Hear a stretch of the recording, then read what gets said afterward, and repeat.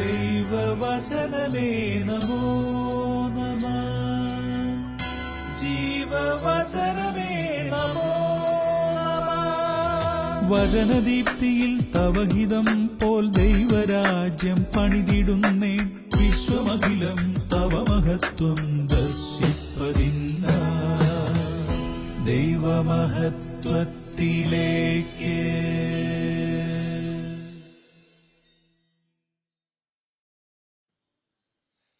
കർത്താവായ ഈശോയിൽ പ്രിയ സഹോദരങ്ങളെ, ദൈവമഹത്വത്തിലേക്ക് നിങ്ങൾക്ക് സ്വാഗതം.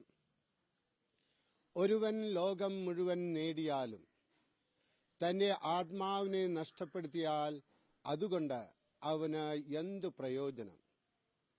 മർക്കോസ് 8:36. സ്കൂളുകളിൽ ചരിത്രം പഠിച്ചവരാണ് നാം എല്ലാവരും. ചരിത്രം പഠിക്കാൻ നല്ല രസമുള്ള വിഷയമാണ്.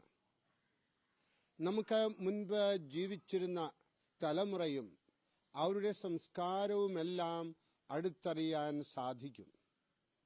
എനിക്കും ചരിത്രം വലിയ ഇഷ്ടമായിരുന്നു. പണ്ട് ടീച്ചർ പറഞ്ഞ ഒരു ചരിത്ര പാഠം ഞാൻ പറയാം.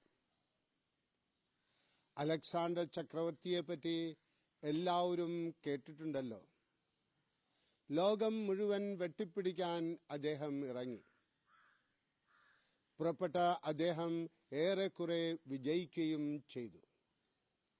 പക്ഷേ മരിക്കാൻ നേരം അദ്ദേഹം എന്താണ് ചെയ്തത്? മരിച്ചു കഴിഞ്ഞാൽ കൈ രണ്ടും മലർത്തി പുറത്തേക്ക് ആളുകൾ കാണുന്ന രീതിയിൽ വയ്ക്കാൻ അദ്ദേഹം തന്റെ അടുത്തുള്ളവരോട് പറഞ്ഞു. മരിച്ചു കഴിഞ്ഞ് വെട്ടിപ്പിടിച്ചതൊന്നും താൻ കൊണ്ടുപോകുന്നില്ല എന്നാണ് അദ്ദേഹം മറ്റുള്ളവരെ അതുവഴി അറിയിക്കാൻ ശ്രമിച്ചത്. പണവും പ്രതാപവും ഒരുപാട് സമ്പാദിച്ച ശേഷം മനസ്സമാധാനം ലേശമില്ലാതെ ജീവിക്കുന്നവർ എന്ത് ജീവിതമാണ് നേടുന്നതെന്ന് ഒന്ന് ചിന്തിച്ചു നോക്കിക്കേ. പണത്തിന് പ്രാധാന്യം അർപ്പിക്കുമ്പോൾ നാം എല്ലാവരും ഒരു കാര്യം ഓർക്കേണ്ടതാണ്. പണമല്ല, സന്തോഷവും സമാധാനവും ഉള്ള ഒരു ജീവിതമാണ് നാം പ്രതീക്ഷിക്കേണ്ടത്.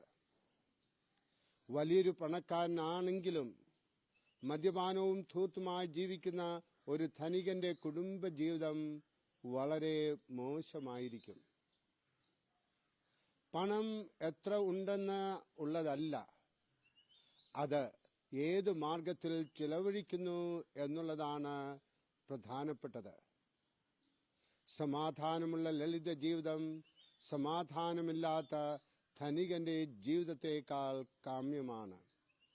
കർത്താവായ ഈശോയുടെ അനുഗ്രഹം നമ്മുടെ മേൽ എപ്പോഴും ഉണ്ടായിരിക്കട്ടെ. പരിശുദ്ധ അമ്മ IMS അമ്മ നമ്മെ എല്ലാവരെയും കാത്തു പരിപാലിക്കട്ടെ. ആമേൻ.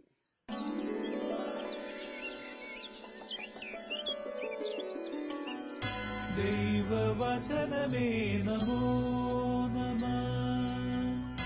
ജീവവചനമേ നമോ നമഃ. വചനദീപ്തിയിൽ തവഹിതം പോൽ ദൈവരാജ്യം പണിതിടുന്നേ.